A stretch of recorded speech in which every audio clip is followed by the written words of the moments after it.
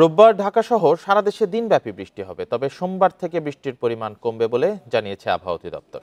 বঙ্গোপসাগরে সৃষ্টি হওয়া গভীর নিম্নচাপটি স্থল নিম্নচাপে পরিণত হয়ে যশোর ও খুলনা অঞ্চলে অবস্থান করে গতকাল শনিবার থেকেই এটি বর্তমানে ভারতের পশ্চিমবঙ্গের দিকে চলে যাচ্ছে, তাই বৃষ্টির পরিমাণও কমে আসছে।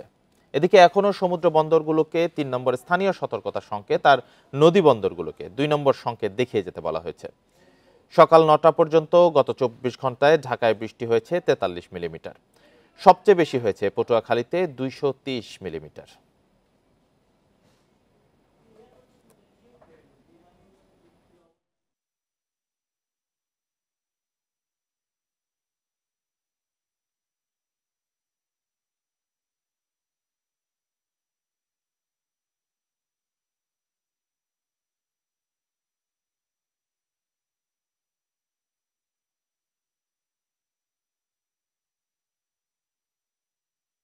এই গভীর নিম্নচাপটি বর্তমানে গাঙ্গেয় পশ্চিমবঙ্গ এবং তৎসংলগ্ন এলাকায় অবস্থান করছে।